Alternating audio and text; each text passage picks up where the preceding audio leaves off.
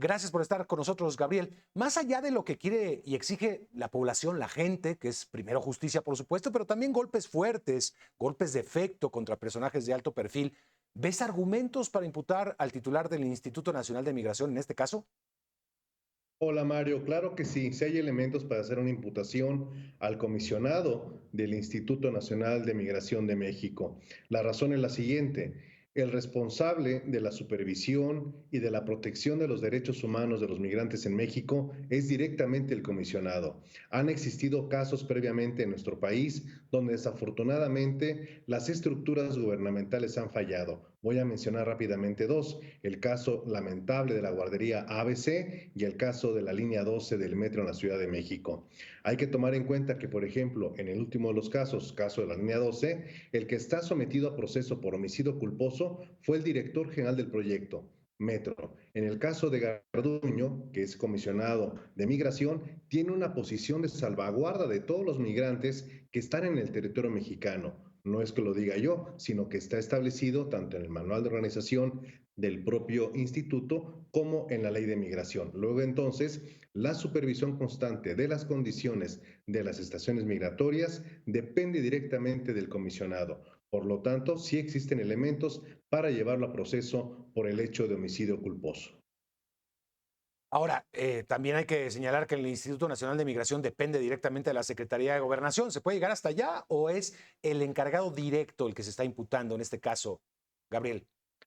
Ahí sí habría lo que se dice en algunas áreas técnicas, un cortafuegos. No llega hasta la Secretaría de Gobernación porque el Instituto Nacional de Migración es el directamente responsable política, jurídica y administrativamente de la situación migratoria y de todos los migrantes que están en el territorio mexicano.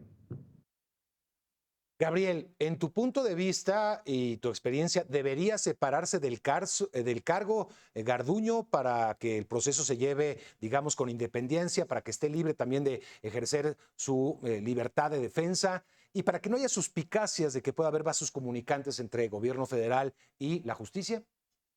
Entraremos a un tema rápidamente de lo que tiene que ver con la práctica de la justicia penal en México. Desde luego que sí tendría que separarse del cargo para no tanto enfrentar su defensa, sino para evitar la manipulación de la investigación, la manipulación de testigos que son tanto el encargado de la estación migratoria, el personal que trabaja bajo sus órdenes y no contaminar la investigación.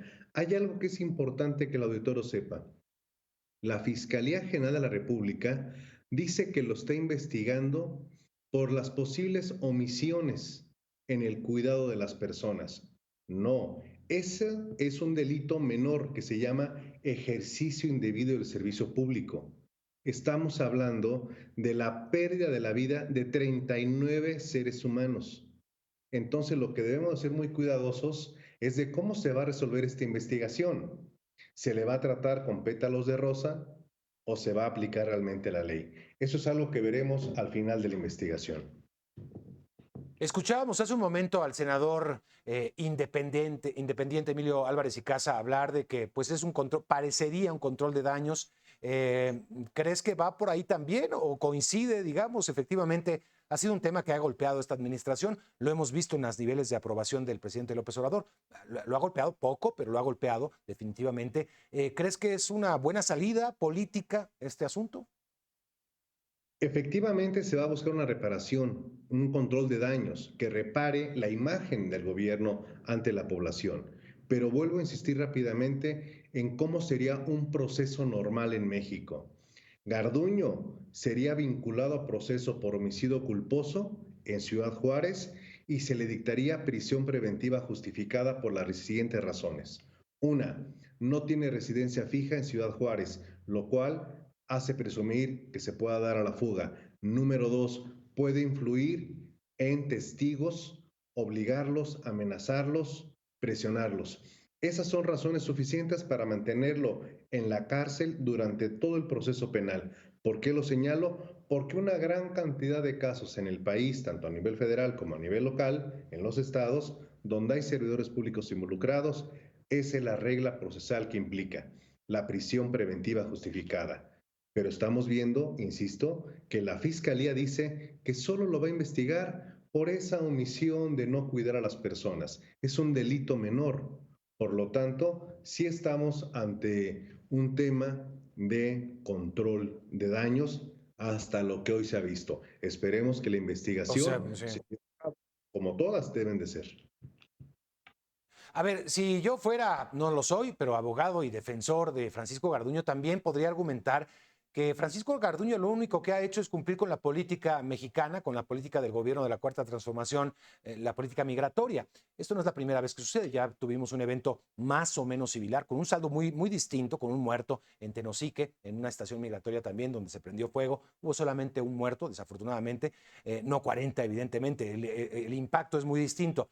Pero efectivamente responde a algo que se ha criticado mucho del gobierno mexicano, que es el conjunto de su política migratoria. Absolutamente sí. Y decir que la política migratoria que se está aplicando actualmente es priorizar la detención de personas migrantes. Y el ser migrante no es un delito. Y las personas no tendrían por qué estar privadas de la libertad bajo un eufemismo que se denomina presentados, personas presentadas. No, hay cárceles, las estaciones migratorias son cárceles. Estamos ante un desorden normativo, jurídico de esta política migratoria que hoy, ante esta tragedia, debe ser perfectamente revisada y nuevamente reconstruida para respetar ese derecho humano. Bien, pues vamos a ver en qué acaba todo esto. Francisco Garduño, entiendo, sigue siendo el titular del Instituto Nacional de Migración, ahora imputado, ya lo reconoce el presidente, por la propia Fiscalía General de la República. Te agradezco mucho, Gabriel, por darnos luces sobre el tema. Gracias. Igualmente, Mario, hasta pronto.